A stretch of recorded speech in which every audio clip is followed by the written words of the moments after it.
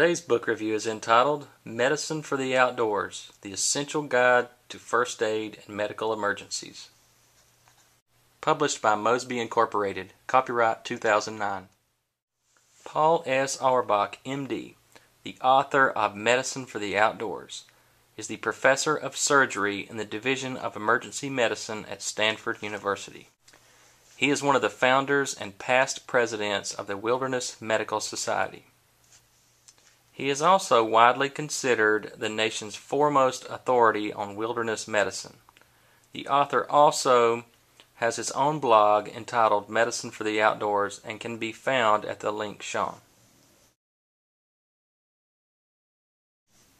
Medicine for the Outdoors is currently in its 5th edition. The first edition was written in 1986 and since then has become one of the most definitive take-along manuals on the subject of outdoor medicine. It is truly packed with how-to instructions, step-by-step details on what to do in a variety of medical emergencies, when you're at home and when you're days or even weeks from formal medical care. If you're venturing into the mountains, jungles, deserts, or out to sea, this book could save your life. Anyone who is seeking a comprehensive outdoor medical reference guide would benefit from this book. It contains a mass amount of information and could easily be adapted for home use, camping, hiking, at work, or in extreme environments. It provides the user with definitions, procedures, treatments, and prevention of a wide range of injuries and illnesses, which includes illustrated step-by-step instructions for almost anyone. The entirety of the book is contained in 563 pages. These pages are broken down into 5 parts that contain the medical topics, along with an appendices, glossary, and a detailed index. There is also a short 1-page description about the author in the very back of the book. The 5 parts are structured in order of most life-threatening in Part 1 to least life-threatening in Part 5. Part 1 contains how to use the book, what to study before you go, general first aid principles, medical decision-making, etc. Part 2 contains major medical problems, life-threatening stuff like shock, amputations, stroke, head injuries, chest injuries, etc. Part 3 contains minor medical problems such as general symptoms, skin disorders, upper respiratory, minor bruises and wounds, colds, flus, and the like. Part 4 contains disorders related to specific environments such as forest fires, diving accidents, altitude sickness, avalanches, and so on. Part 5 contains miscellaneous information like disinfecting water, putting together your own first aid kit, immunizations, travel medicine, transporting injured victims, ground-to-air distress signals, and so forth. Beyond the chapters, you have 3 appendices. These include Appendix 1, which has commonly used medications and dosage. This section is great because it'll tell you what medications are commonly used for a specific ailment and their dosage for kids, adults, etc. Appendix 2 contains conversion tables, such as centigrade to Fahrenheit, feet to meters, and so on. Appendix 3 is guidelines for prevention of diseases transmitted via human blood and other bodily fluids. Then beyond the appendices is a glossary for definitions of medical terms and then a detailed index in the very back of the book. The book is logically organized with easy references and is simple to understand. Each part contains major topics followed by subtopics within. Typically, the major topic begins with a description followed by evaluation and treatment. The book provides new and updated information in wilderness environments, such as safety recommendations for a variety of environments and scenarios, like bear attacks, forest fires, avalanches, diving accidents, altitude-related problems. It also covers updated facts on travel medicine, immunizations, drug and dosage information for injuries, including antibiotics, over-the-counter and home remedies, and includes detailed information in each section on illness and injury prevention. Each topic and subtopic is not only described in a textual format, but is reinforced by careful and accurate illustrations to enhance your understanding of what to do.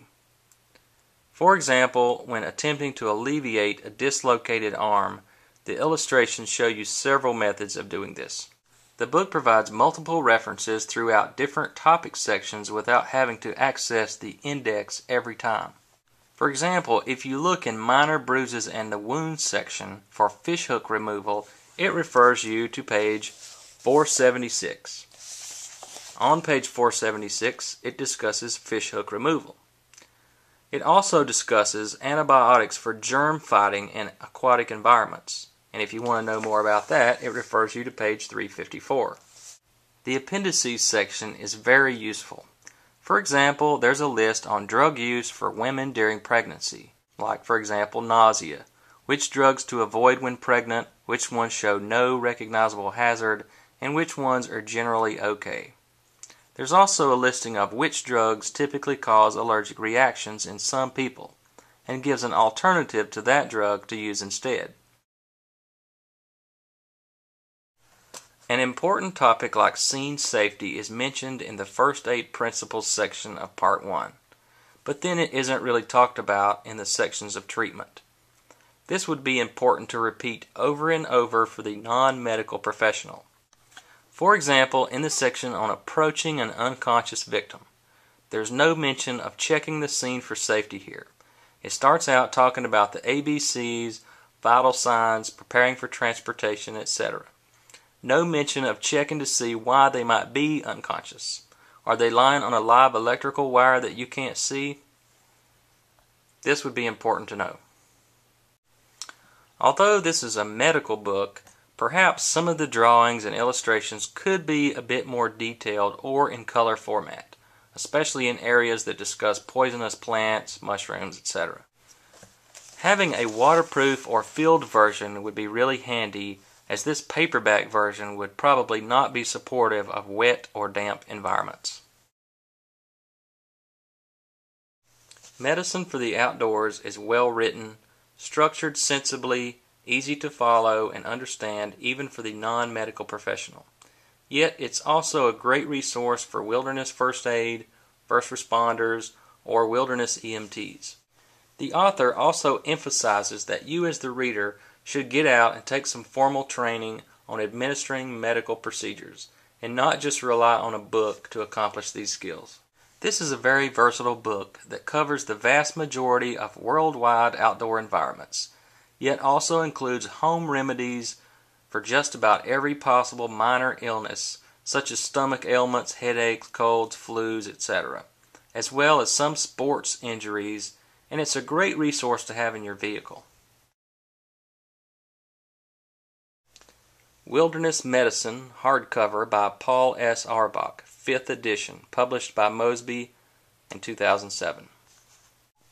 Field Guide to Wilderness Medicine. It's in paperback and Kindle format, also written by Paul S. Auerbach and Eric Weiss, published by Mosby in 2008. The cover price is $24.95. But it's been seen on many online retailers for under $16. It's available in paperback. For that price, this is a steal, considered an excellent value for the money.